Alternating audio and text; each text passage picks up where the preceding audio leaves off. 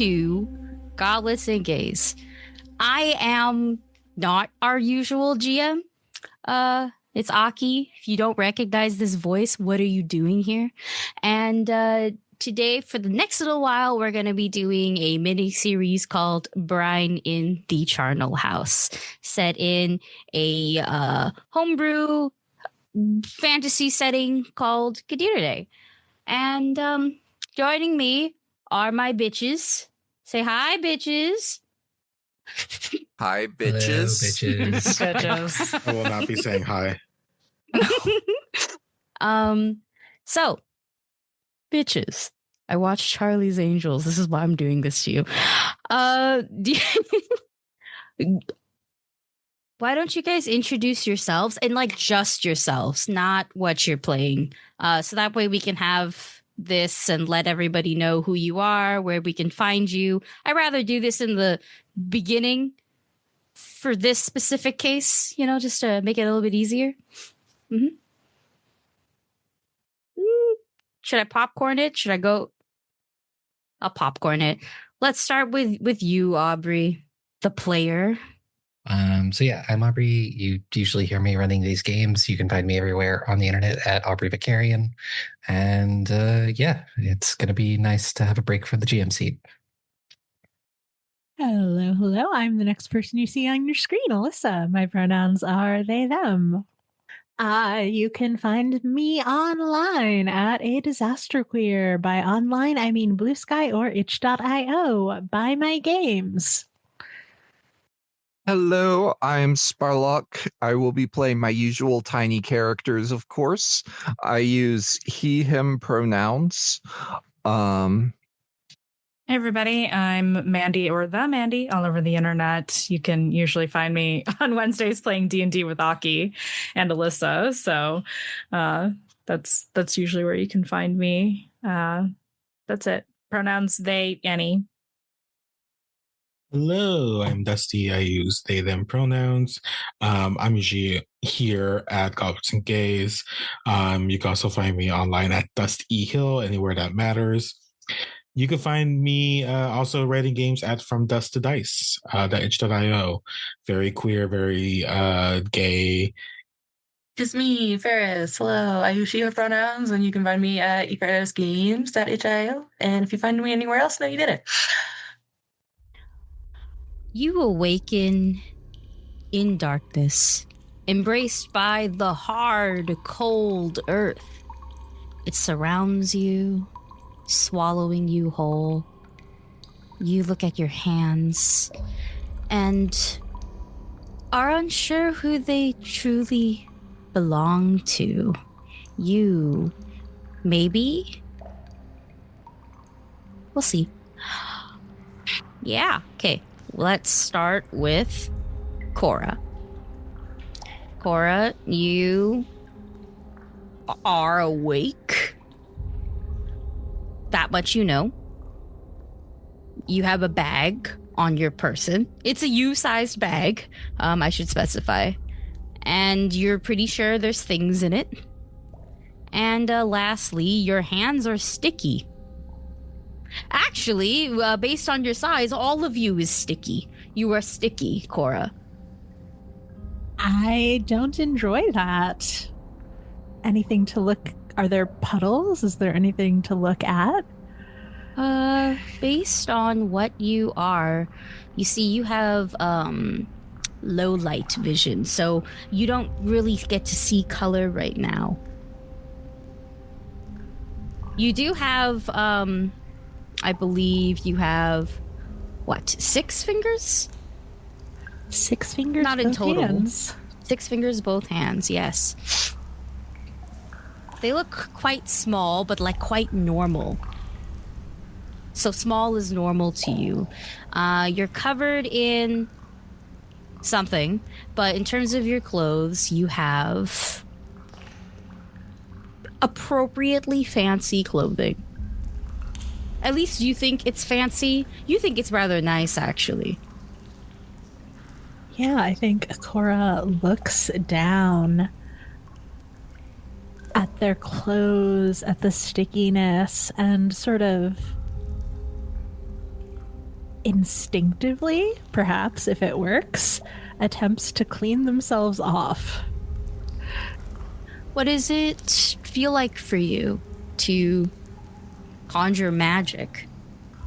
Cora is a sprite. I think that's easy enough to tell, even without a mirror. There are feathered wings on their back. As they looked down at their clothes, they could see the sort of turquoise blue equine legs that they have. And so magic is very much a part of her being. And it's natural. It's just like breathing to, like, it's just a slight warm flush running through their body, through their veins, as they conjure it up to get rid of some of the stickiness. Actually, something that kind of comes to mind as you do this is, yes, you are a sprite. You have always been a sprite. Being a sprite is actually quite unique. You see, sprites are unique beings of raw magic, mixed with nature and the creativity of their creator. Every god, no matter how powerful, can create a sprite. Sprites are also based in the law of manifestation. As decreed, with enough intent and belief, a sprite may form into existence by pretty much anything and anyone. And perhaps it is because of this chaos that sprites cannot reproduce naturally. Pseudo-immortality over children seems like a fair deal.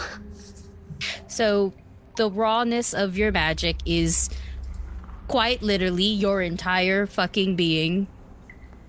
And magic isn't hard for you. Magic has never been hard for you.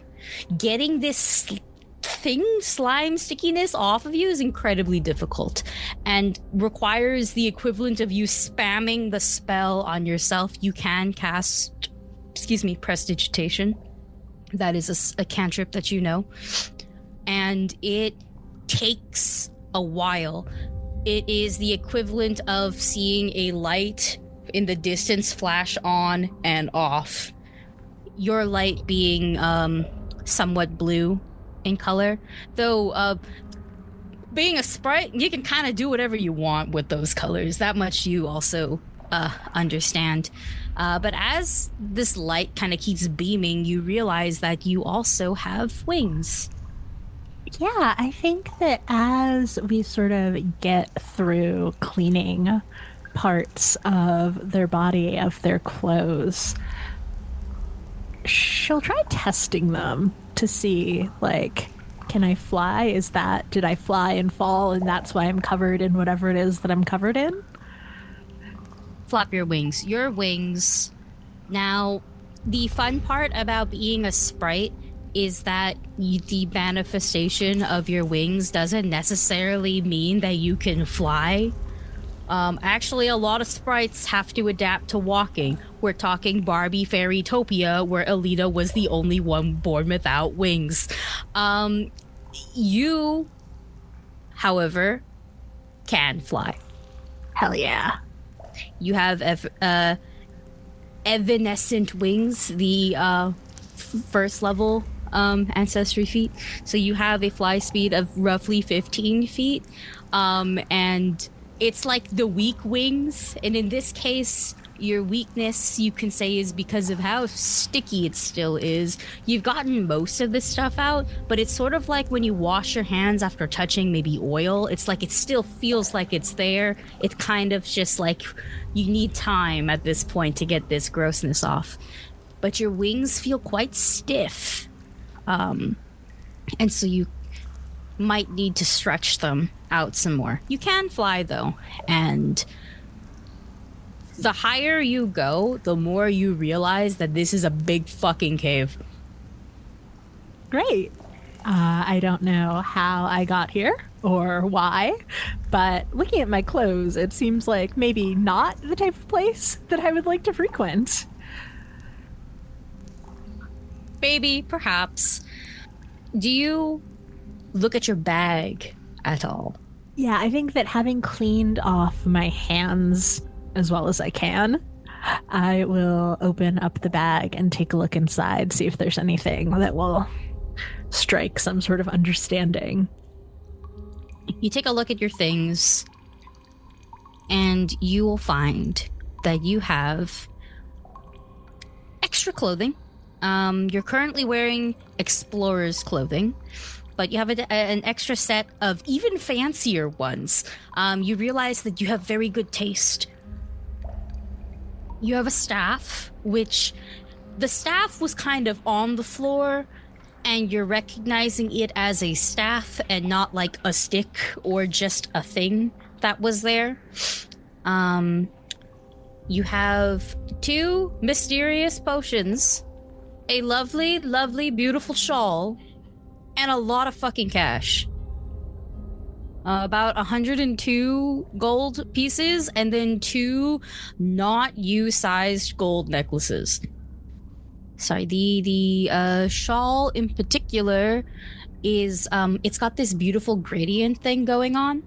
You're not sure what the colors are exactly yet. You're fairly certain it's a little sparkly.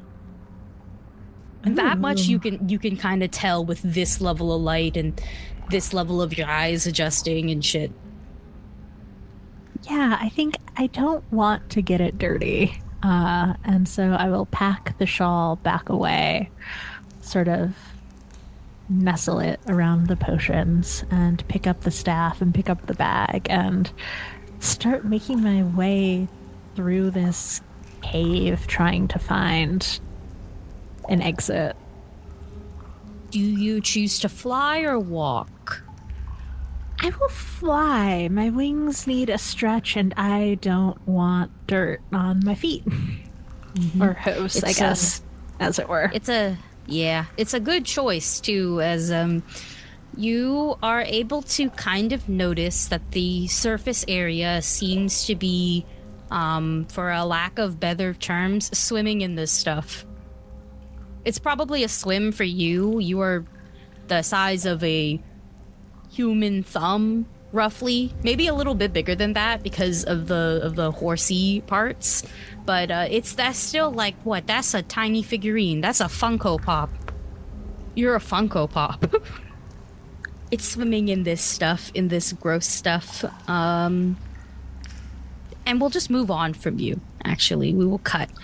We're going from you to, the camera doesn't really pan away in terms of height as we're moving on to yet another rather tiny, specific being. Compy. Yes? Compy, your claws are so sticky. All of you is rather sticky. Okay. Give a dog shake. Try to spell it. It's rather thick, so it smells pretty good. Oh. I'm gonna lick it. Are you gonna lick it? Yeah. Just off the finger. It tastes really good. Actually, you're hungry and you're thirsty. Oh. And this is hitting that spot. Oh. Does it taste like something I know? Yeah. Yeah, it does actually. You see, what's your favorite food? You can tell me. Because you know now. Because you've tasted it. Pudding. Pudding. Tastes exactly like pudding. In fact, it tastes like the best pudding you've ever had. This might be better. Yeah, this is pudding. You're in pudding. You're actually covered in pudding. Pudding that's really hydrating. Pudding that's also making you it's hitting the spot where you're full, but you're pretty sure you need to eat more to feel anything else. Well, I have a sense in my brain that feels like perhaps almost a memory, but also just like an instinct.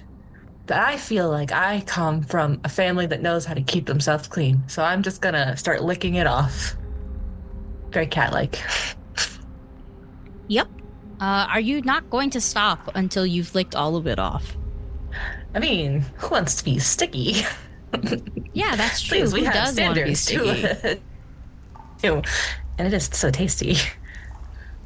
Yeah, no, you're absolutely correct because you do have you shouldn't be gross and sticky, and you're covered in pudding, so it's gonna take a while.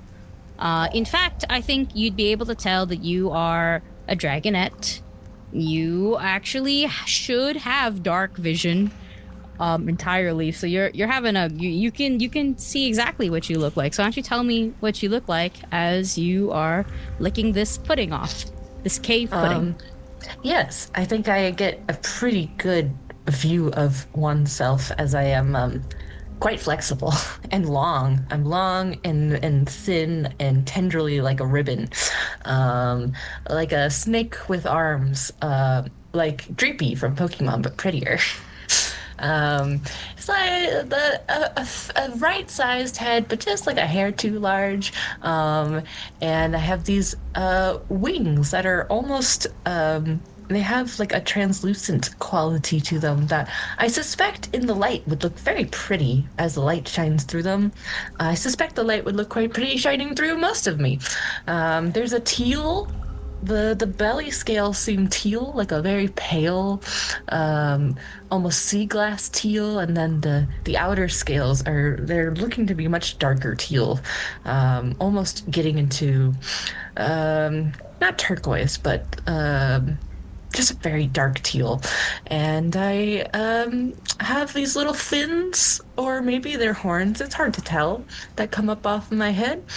And I have these long, slim little arms and this long, slim little body and a tail that's twice the size of me. And I have something of like I don't know, like a mane, a little tuft of fur. It's great. I look great. I'm awesome. Yeah, no, you are awesome. You do look great. I'm just looking for something really quickly. I feel so flexible. You're rather flexible, actually. You're quite wiggly, as one would say. However, roll a d4. A d4. Sure. Mm-hmm. My itty bitty d4 to go with my itty bitty self. Mm-hmm. It's a 2. It's a 2. You take 2 piercing damage. As you see, you also have very razor sharp teeth. Oh, You're a dragon. And Yum, you're yum. licking. Yeah, exactly. It's okay to nip yourself a little bit. You totally nip yourself while cleaning all of this off. But you do clean all of it off, and you have it in your little belly. Yeah, that's where it should be. Exactly. It's where pudding should be. Pudding should be in little bellies. Yes, you should have the pudding in the belly. And now it is a full belly, and I am realizing perhaps I'm confused, and I don't know. Wait a minute. Where am I? Oh, yeah. Yeah, you're confused, all right. And actually, you're not full at all. Oh. You could use more, in fact. And wow, there's more on the floor. And maybe on this rock. You think it's a rock. But there's more everywhere. So, why don't you roll a d20? That would be a big ol' 3. Wow, and you're gonna keep eating. Because you're not full, and there's just so much pudding around. Well, pudding's pudding. Pudding is pudding. We may not be in a place where one can turn down free pudding. Nah. Especially when it's free, never turn down good food. We're moving on now. Camera actually pans up for once. Goes across, down deep tunnels, dark tunnels. Curio. Yes. Curio, your paws are sticky. Oh, that's unpleasant. I want to see if I can. I feel the urge to just dismiss it. Can I make it go away? Gosh, you could make a lot of things go away. That much you're pretty sure. Now I have a question for you. You also, I believe, have 6 digits on your paws. Yes.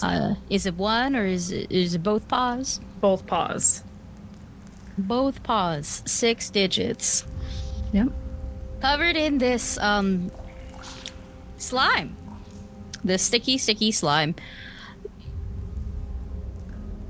You're pretty sure you can also use magic. It feels like you can pull something.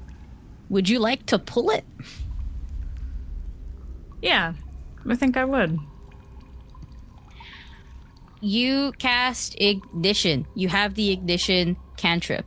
Fire erupts from your paws, but evidently enough, no smell of any burning fur or anything like that, and you just burn this off. What does happen though is you hear a high-pitched squealing noise, sort of like when you slowly let out the air of a balloon, perhaps.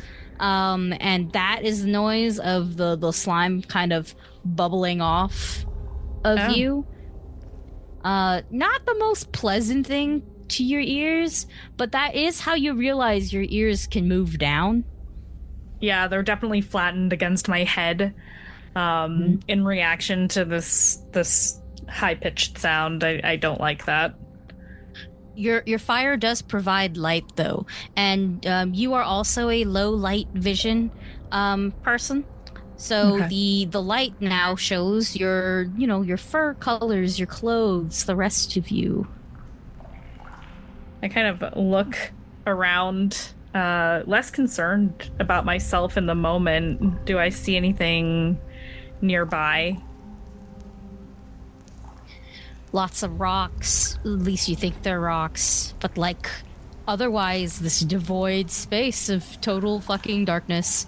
You can look up and you see it's more rocks. You're pretty sure you're maybe perhaps in a cave structure of sorts, or underground even. It's a lot of nothing. Does it appear natural or man-made? Oh, that's a very fun thing. Why don't you roll a d20? All right, will do. That's a 10. You're just not sure. You are realizing you're not one for rocks. You're not one for these structures, Perhaps you did the mandatory grade 9 geography, but that's about it. That's a rock. These are rocks. They look like rocks. At the very least, that it's the same type of rock all over the place. And more of that slime substance that is currently being burnt off of you. Oh, so it's all over the ground? It's also? Partially. Yeah, partially on the ground. This is something you're pretty sure you can sidestep, But, excellent. Yeah, it's quite a bit, actually, when you're thinking about it. You're like, oh, okay, all of it? Okay. Yeah, and I think as I'm having these realizations, okay, I'm underground. I don't know if this is man-made or not. There's sticky stuff everywhere and on my hands. And finally, I think, wait, what am I doing here? And I'm looking down at myself. What do I have on me? And I'm patting myself down. And you see a medium height catfolk individual with large, round, bright green eyes that glint in the low light. Calico pattern of fur in various swirls and different colors all over, and dark clothing, pants and boots, and a vest of sorts that has pockets all over in it. And I expect my backpack is on my back, or is it next to me? I would say that it is on your back, and thankfully not sticky. Oh, well, that's good. I'm gonna root around inside. Yeah, you can find a non-sticky area to, place it down and take stuff out. How much do you rummage through? You gonna rummage through all of it? I think I'm just gonna peek. I'm not gonna go through everything, especially in this low light. So, just based off of like you taking the time to kind of, or at least you took the time to look at yourself, you can tell that you're wearing studded leather armor. Okay. It's rather nice. And you have a ring on your finger, one of your fingers. Just make it a pointer. You have a ring on your pointer finger. Your equivalent, your cat equivalent. Yes. Of the pointer. Yes. And when you take a look on at the peek in your bag, you also have this mysterious potion. You have like a rope, a bag of something, another bag of something. Like they're like smaller bags, and a mace and a steel shield. A mace and a steel shield. Okay. The steel shield is actually on top, like outside of your bag. Like you put it there, like strapped to the outside of it. Carry. Yeah. And your mace, for some reason, was in the bag. Okay. Oh, and you have a coin in your pocket. What's on the coin? What's on this coin? So it's a little hard to see, but what you realize is you can call this fire, kind of whenever you'd like. So if you want more light, you just, you poof it up, And what you'll see... I point one digit and a little flame is at the tip of my nail. You see, you have a very good control over the fire is what you realize. This was nothing to you. This was Didn't even a think reflex. About it. Yeah, it was normal. You just did it. You thought about it and you did it. You see, the coin is it is a thick silver coin, and it is deeply worn on one of its sides, and it like to the point where it makes a noticeable dip in it, like a worry stone. Yeah, but a coin. What's the other face have on it? The other face has has like a flower on it. Got it. Do you rub the coin? I do. It feels right. That's amazing. Cool. Do me a favor and roll a d12. A d12? Yes. Okay. That's a 5. Jesus Christ. Okay. Yeah, sure. This will be the one you get. So you rub the side that has the divot, and it activates two things. One, you are filled with this sense of comfort and safety. Mechanically, you reduce the frightened condition by 1, and you can use this once per hour. This is the coin of comfort that you have. That is an item that you have, at least in your pocket. And 2, you remember something. Now, the thing that you're about to remember is, for example, why you have the coin, not necessarily like the coin did this, okay? In your mind's eye, you see water. Dark and deep and blue and green, and you feel yourself being dunked in and out and in and out and in and in and in and in, and you're drowning and you're choking and you're fighting, and oh my god, you're so fucking useless when you try to fight this. And then you get pulled up. You get pulled up when your vision starts to essentially go a little cross-eyed. It's already blurry because you were in water, but now it's blurry for a different reason. You're pulled out of it. You're heaving, you're breathing, you're spitting, you're coughing. And this very large figure is killing somebody. You're pretty sure they're killing somebody. Somebody that you were supposed to kill. And you distinctly remember that you did a bad thing. And you were punished for that. And so now the coin kind of helps you out, actually. Because remembering being almost drowned kind of sucks. Yeah, I think I think the moment that Curio starts to feel this rising panic, immediately in response, touches the coin. And the coin does its job in soothing you. This is a good coin. Yeah, I'm keeping this thing. Yeah, you feel a little, I wouldn't say you feel dependent on it, but you understand why it's worn out on one side. Yeah. Now that you have your coin, now that you know what's in your pack, and I'm assuming you're going to keep the shield and mace on you. Oh, definitely. Yeah. I don't know where I am or why. And I'm also realizing in this moment, I don't know who I am or why I'm here. And that's kind of freaky, but I can't really worry about that if I'm stuck in a cave, so. Yeah.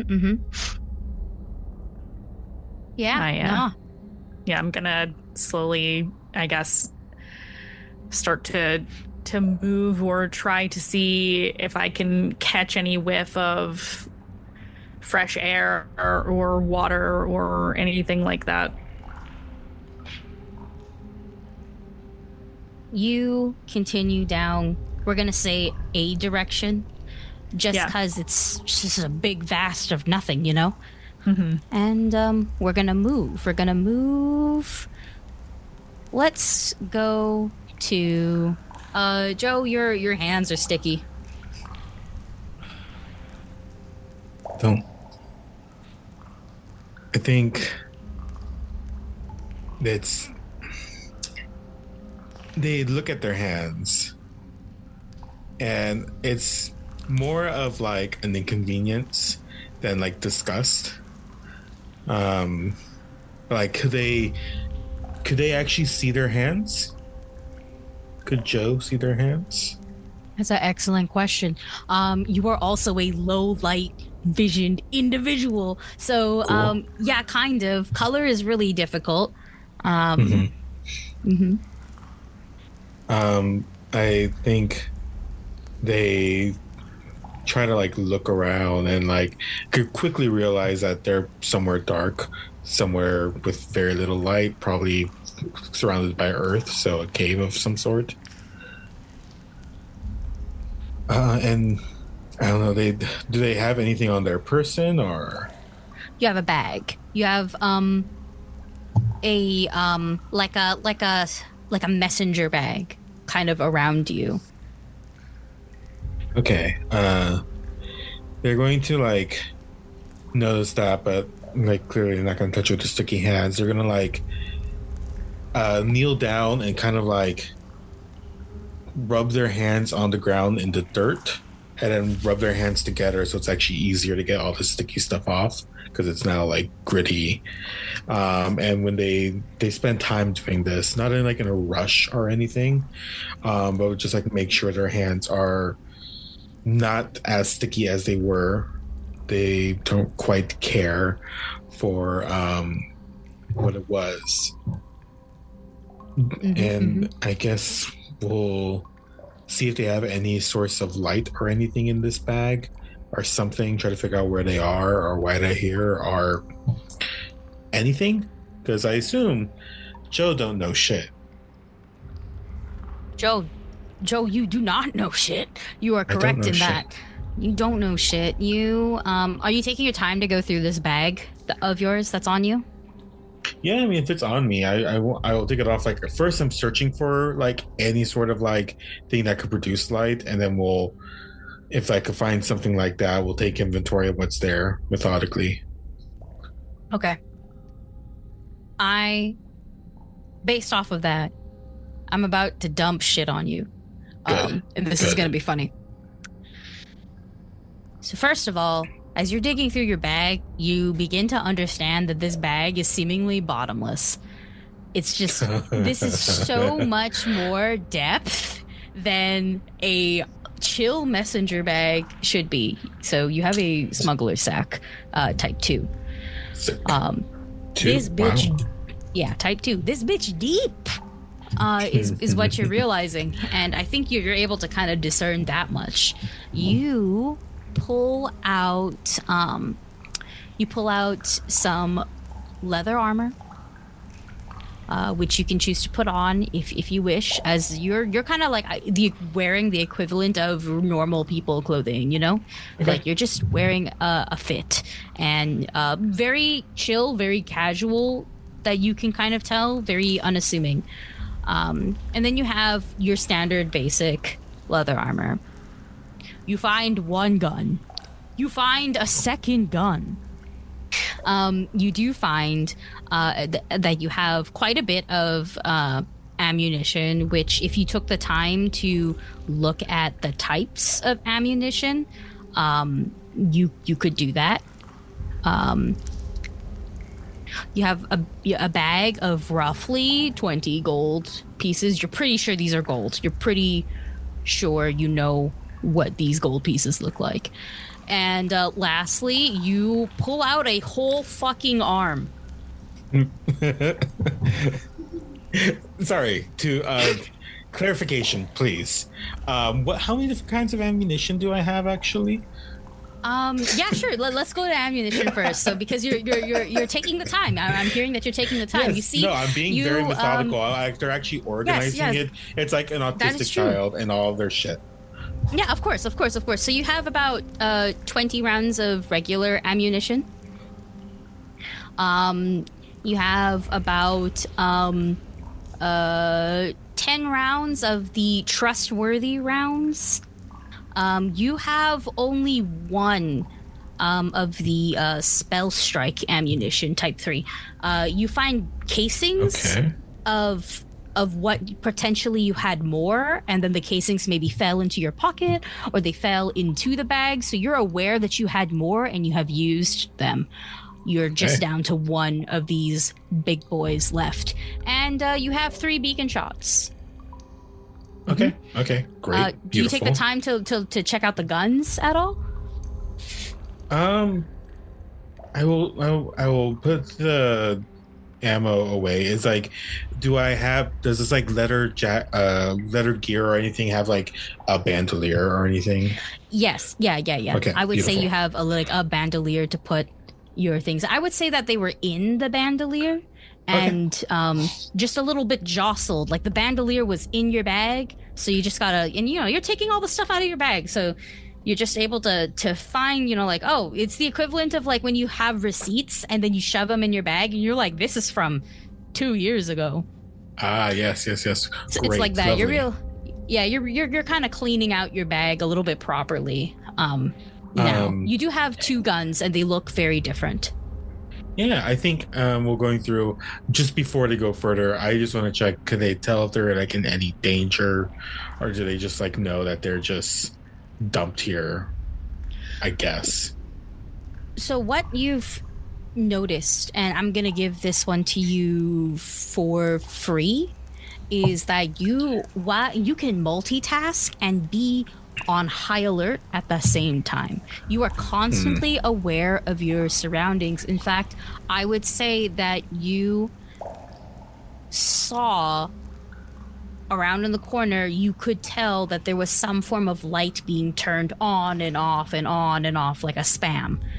That was far away though. Like you're aware something is happening over there and not getting any closer to you. Okay, I think then Joe will start putting a lot of the stuff on while being on alert before like taking closer attention to the gun. So they're gonna put on the leather gear. They're gonna sew away the stuff. They're gonna look at the arm for later. Yeah. It's probably important, but it's an arm. I don't know. Yeah, no, it's a whole arm. It's I would say it is a humanoid arm, about a medium-sized creature arm. It's organic. It's like it's not like a it smells arm. Organic, all right. Yeah, it's kind of stinky right now. You know, it's not doing too stinky good. Arm. It's a stinky arm. Yeah, Stinky but it's arm. a whole arm. Yeah. It's not your arm, by the way. It's not your arm. You can look at yourself. You have a I would say a human's amount of appendages, an average human's amount. So that's not your arm. Humanoids. Average human arms. Yeah. They're already well armed with 2 guns, so they're gonna put this arm in the bag. And while they are, sorry, I couldn't keep a straight face. Okay. While they're gonna like now examine these guns, both like to make sure they don't need any maintenance, and like instinctively is like definitely handling them with extreme like skill and deft and like dexterity. But they want to check them out, make sure like they're loaded or if they should load, while also looking out from wherever this light's going to be. Okay.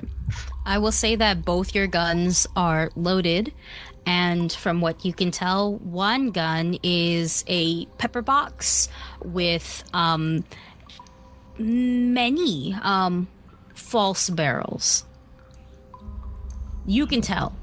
You can tell actually only 4 of them shoot properly.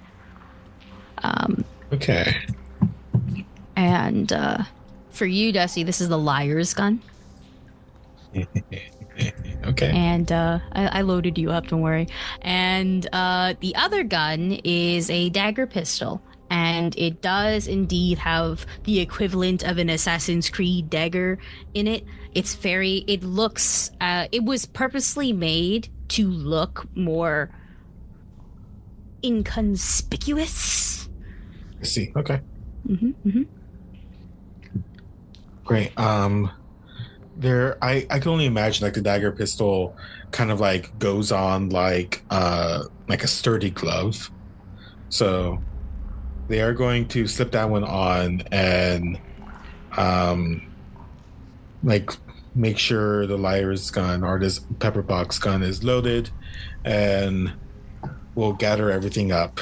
And did they find a light source? A torch or anything at all? Or no?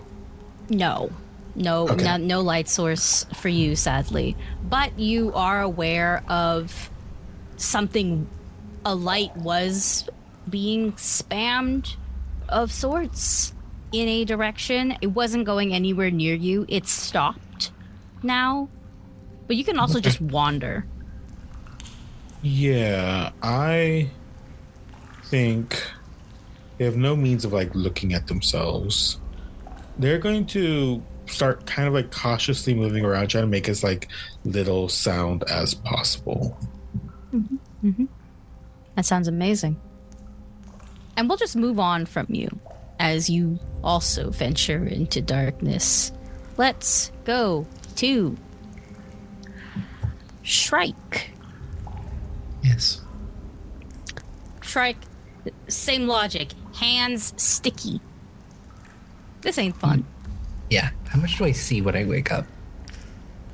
Hilariously. You too are a low light vision individual. Color is hard, light is harder. But you can kind of see shit a little bit. Your eyes can adjust to this.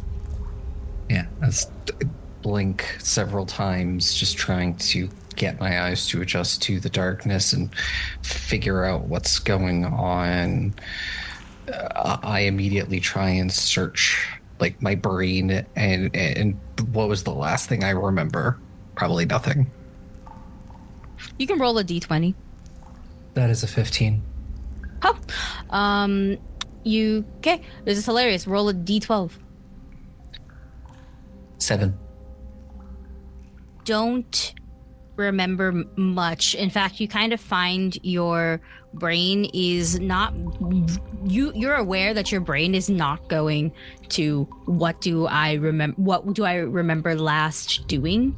You distinctively remember a feeling, though. You remember an adversary of some sort, a challenge of some sort, and you understand that when shit looks bleak, that does not faze you. If the odds are not in your favor, you don't give a fuck. And so rather than feeling, you can still feel a little confused, but like you don't feel scared in this moment. You don't necessarily feel lost even.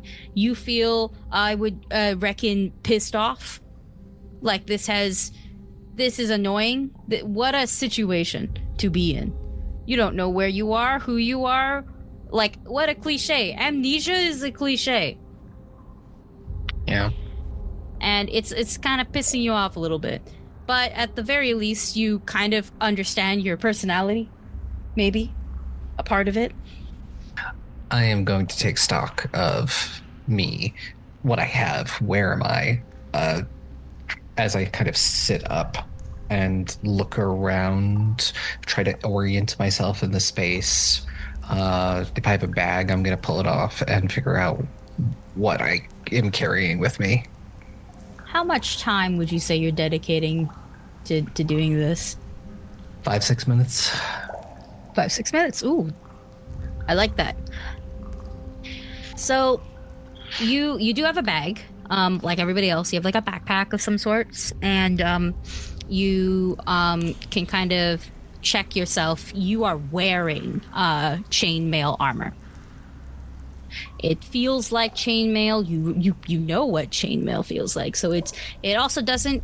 You feel a little bit tired now that you realize perhaps you've been wearing this for a while. Perhaps you've been asleep for a while or down here for a while, because like you think you're used to wearing this. You should be. It's heavy, but to feel a little tired is different.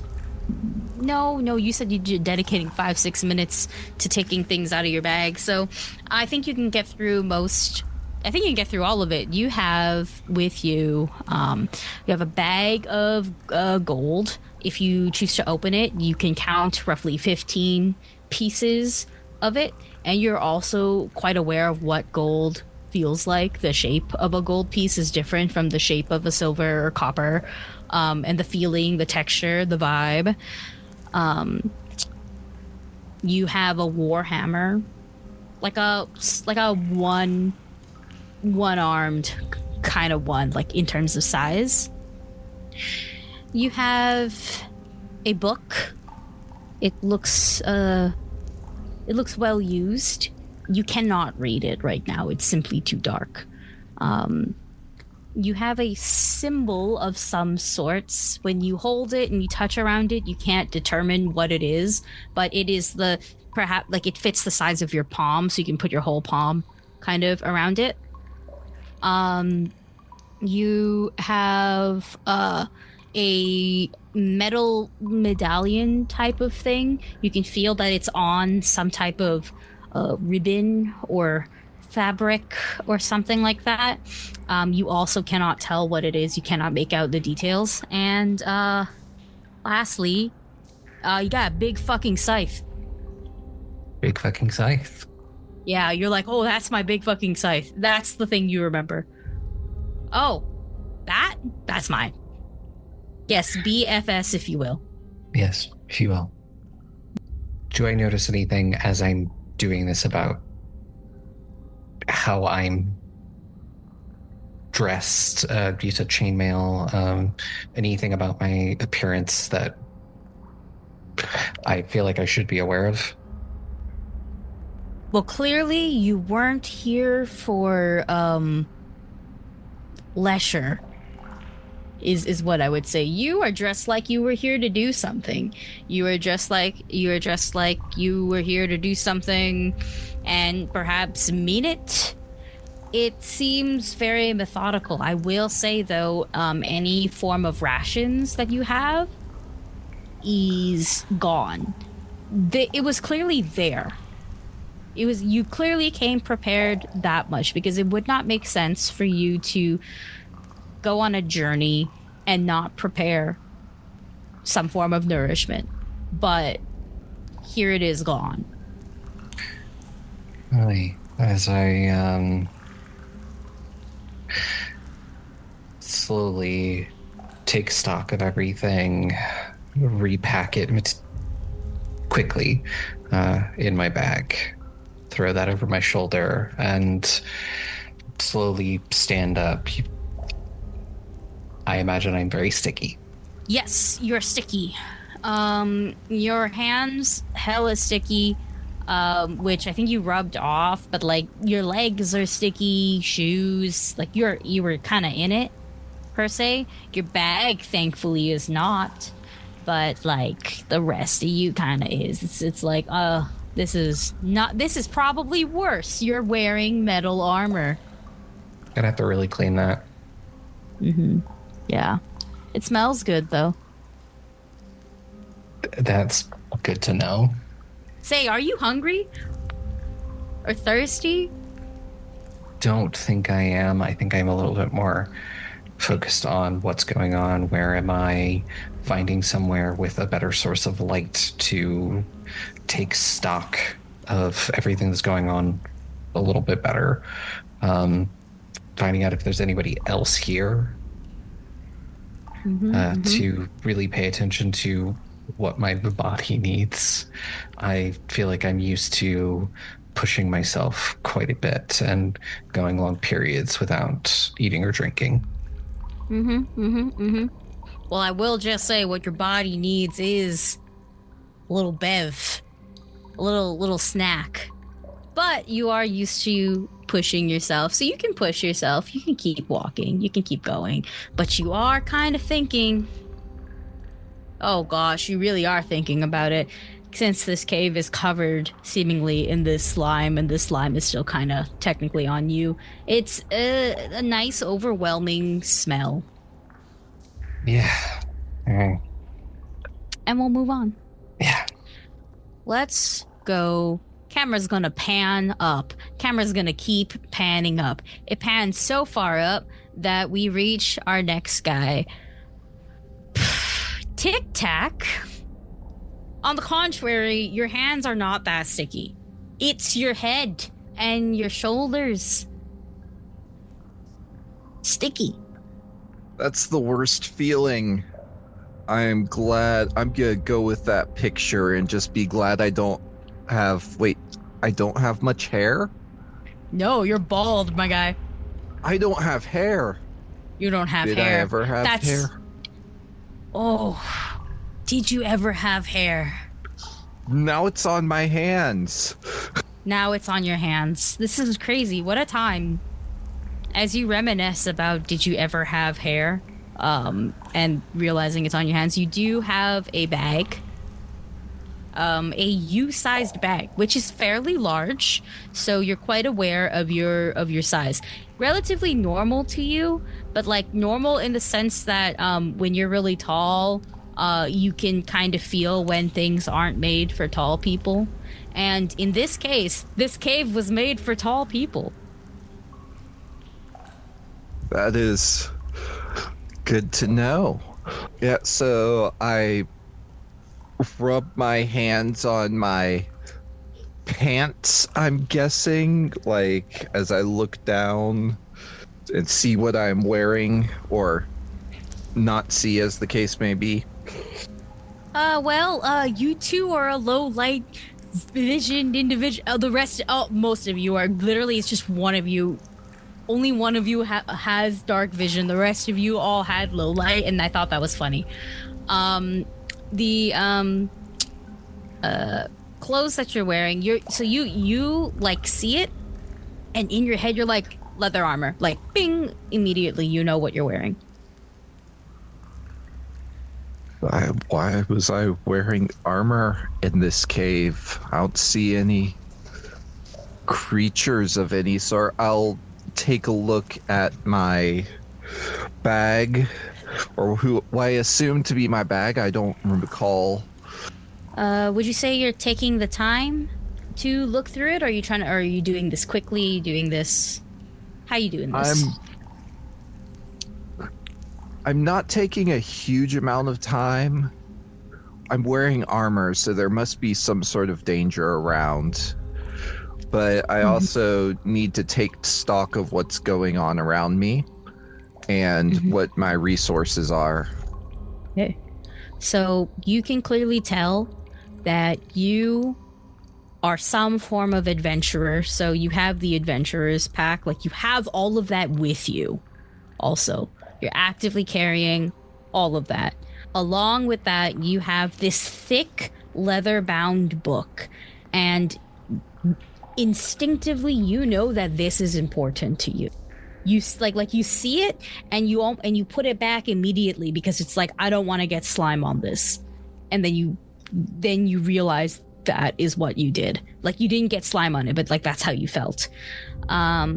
You also have a bag of coins, potentially money, and you have a long sword.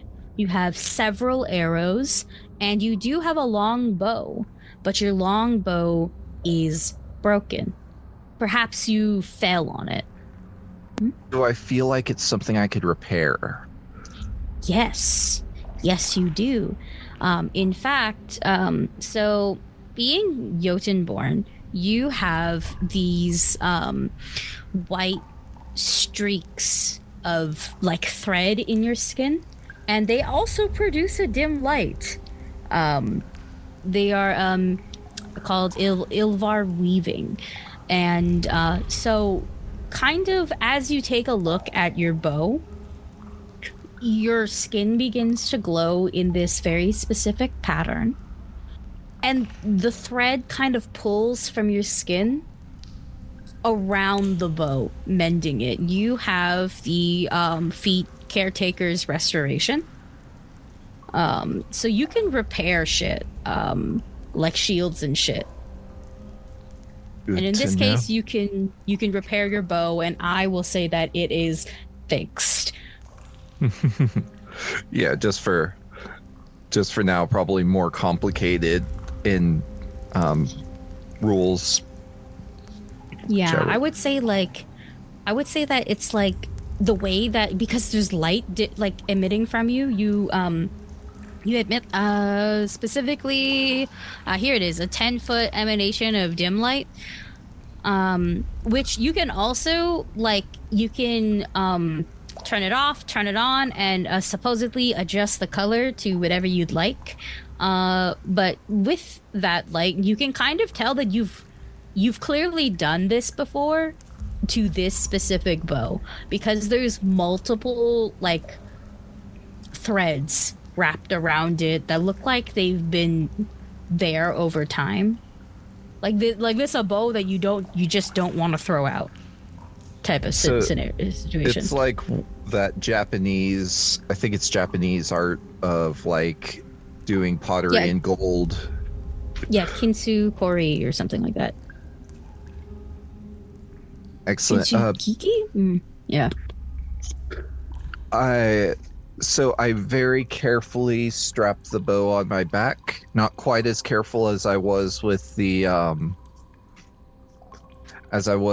book, because this is a tool. This isn't necessarily something that is so precious in that way, except in a more useful way, kind of like a nice work truck or car. Was there anything else that I noticed in the bag as I'm going through it?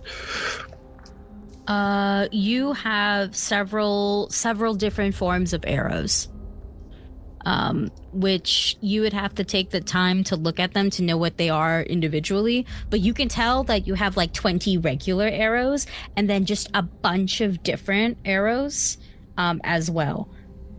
And they're you piled them up neatly. Your quiver kind of has one of those really fun things where it's divided, and you just kept them nicely. So I will kind of track where each individual arrow is, but I'm like, this is something that I can look at as I move around, because how did I end up here? This doesn't bode well. And I will look around me and see, does it seem like so it's only on my shoulders, so I wasn't like laying down in all of this. I guess I was just kind of sitting down against the wall. Yeah, you were kind of sitting, but I think, like maybe you hit the wall hard and that's how you cracked the bow. Like the bow cracked on your back type of thing. You would have slime on your butt. Even before I wiped my hands on it before working with my bag, I try not to think about my butt slime. This place is hell. As you move one squish at a time, we're just gonna quickly go back to Compy. Yes. Compy. Yes. Compy, you were hungry. Yeah. So, I have a question for you. Yeah. At any point of time, would you have tried to stop? Yeah. Okay. One mustn't be a glutton. One mustn't be a glutton. Decide to stop. And I mean like really stop. You hear in your head a voice. Open your bag. Look deep inside. Touch her walls. And you're going to open your bag and you're going to take the time to look through the entire bag. Okay. Yeah. You look in your bag. You notice, one, you have scale mail. The scale mail matches you, but like in a fun way where it's like, this is a beautiful gradient. You have a bladed scarf. The scarf is a little bit bigger than you. And then you have a tiny dagger.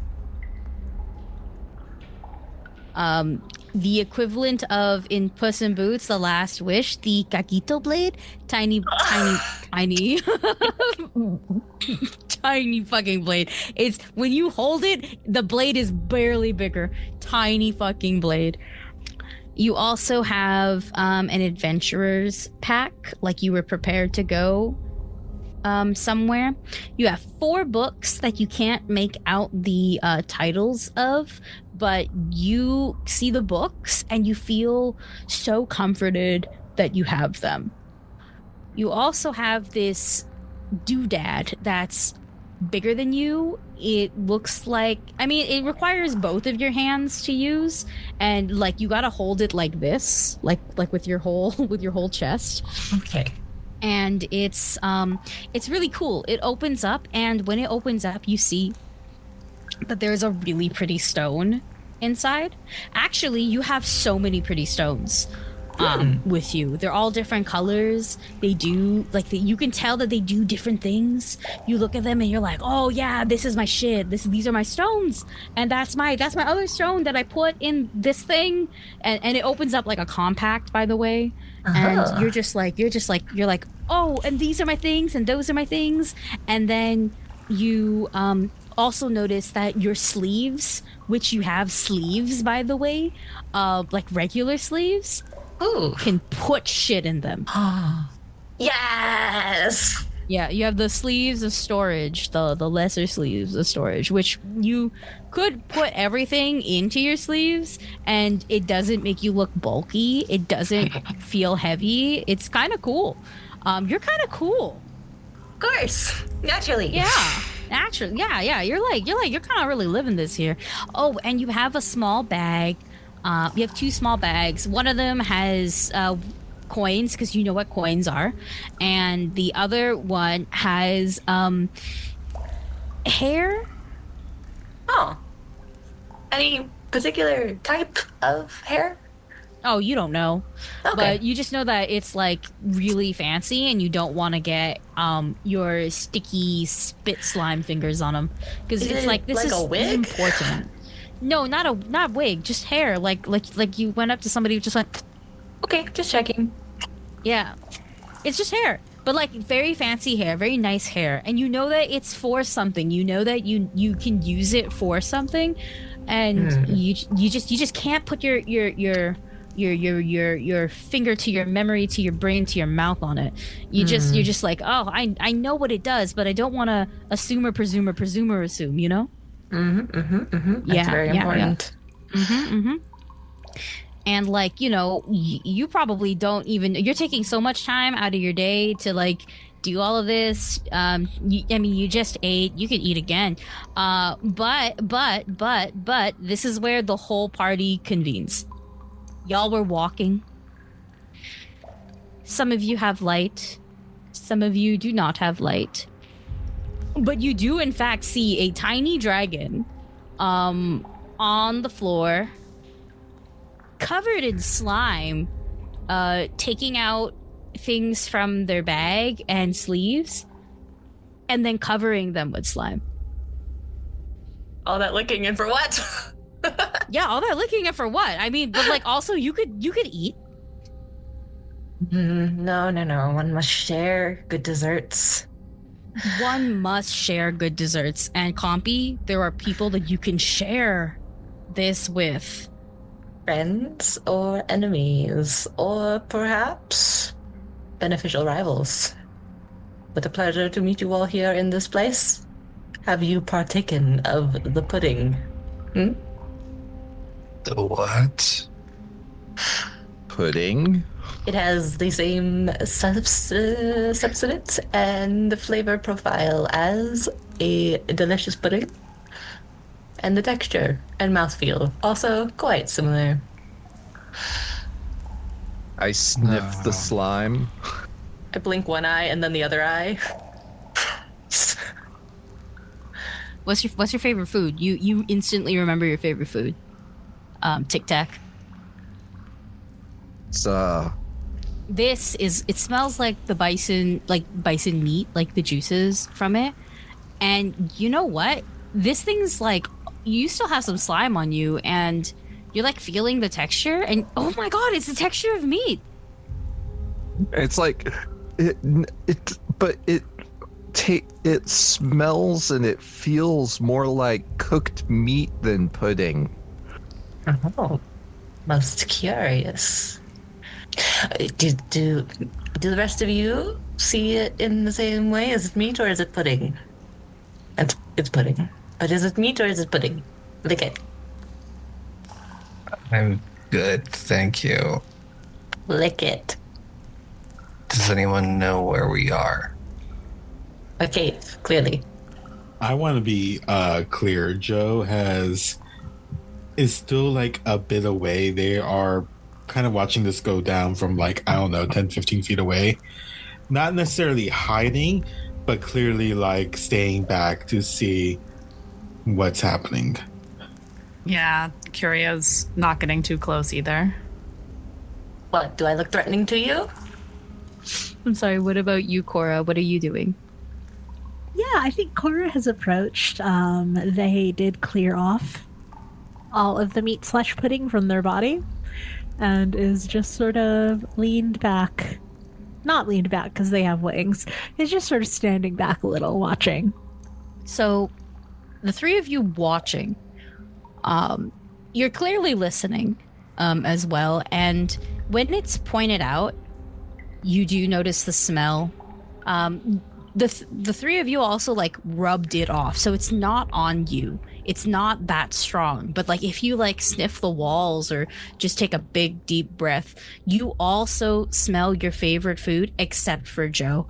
Joe, you're gonna remember something very specific right now. Joe, your ability to taste food and feel touch has specifically been turned off. It's been switched off. And you are aware that you know where the switch is now. Because it was pointed out once to you. You're not sure who pointed it out. That you can't, which is weird because you should remember this, you know? This is an important feature. This is a very important part. That kind of, like, it's turned off for a reason. It's so that way you're not distracted by shit like this. It's also not like you don't eat. You do eat. It's just you don't need to eat for, like, pleasure or anything like that. You can eat something you don't like. You're not even sure what you like and what you don't like, but it's that's the main reason, you know? If you gotta eat a bug for survival, that's nothing to you. That's survival, right? Yeah, I'll eat 20 bugs. Exactly. Like, what the fuck? It's nothing. So in this cave right now, which you also are quite aware that you had no rations, you were like packing a whole bunch of other shit. You have no rations. You have no water. If everybody else is saying that they could smell and taste shit, you're aware that it's you can't smell shit. You don't smell what they're smelling. This looks like goo. It felt like goo. It rubbed off like sticky goo, you know? But everybody else, Curio, Cora, you both do smell your favorite things and you remember what your favorite foods were or your beverages or whatever. And you could eat. That is the other thing. You do kind of feel hunger now suddenly. This is not the circumstance in which I'm going to be eating food off of people's bodies in some dank cave, so Cora will abstain. Yeah, I am also going to abstain. This does not seem natural or right to me. Joe kind of, like, with their free hand, realized that the switch is like, it's like really behind the ear, like really close to like where the ear meets the body, but they don't turn it back on, and they just very clearly say to Compy, "You should stop eating that, I think."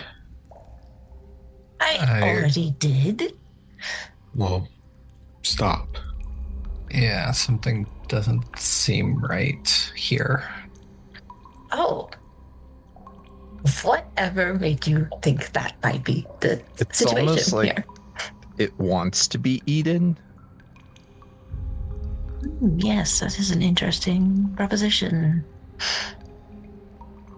What would gain from being eaten if it were an entity of some kind? I don't know that I've ever eaten anything that desired to be eaten. Maybe it wants to breed in our poop. Oh, like a plant. Or a fungus. Yes, you ingest it and then you poop out its seeds and carry it to other places. Do any of you know why you're here or how you got here? No, unfortunately, I do not. Oh, curious. Also, I am unaware of where I am or why I am or completely who I am, to be fully transparent or translucent. That is a joke. Because of my wings. Don't worry about it. Okay. I think Joe is going to... I want to, like, actively look around to see if there's, like... We're in the cave. If this is a cave system, I'm going to ignore the goo. I'm going to ignore this dragon telling everyone to eat the goo, and making bad jokes, and telling us to ignore the bad jokes. And see if there's a light source, any sound coming from anywhere that denotes anything. Yeah, are there any passages leading away from here, or are we just in one giant circular room? That's so funny that you asked that. Because truly, I think only two people would pick it up naturally. One being Curio, because you are a cat, and cats have good hearing and big ears. And also you chose to come in a little later. And Joe, in fact, you would be able to pick this up because you have the feet proximity alert. Oh, okay. There's moving all around you. There's like a shifting noise. It sounds like feet scurrying or shuffling and squelching as you are quickly surrounded by figures. And that's where we're going to leave off for episode 1. Where's creepers? The You creepers. do have combat. Ooh, combat, not knowing anything. Combat and not knowing anything. Yeah, baby. Combat without even knowing like our ability scores is wild. Yeah. I know. Or attribute modifiers, I mean. Don't worry about it. Who wants to lead in taking us out for the episode? All right, we don't have Tic. We have a TicTac. No, not me. Farris, you do it because that's your job. All right. We have been Godless and Gaze. Thank you so much for joining us here in the Brine in the Charnel House. This wonderful mini-series GM'd by Aki. And we will catch you all next time doing whatever it is that we're going to be doing in the dark, unknown, with no eyes or ears that know a thing about each other or ourselves. None of that made sense. It's fine. Bye.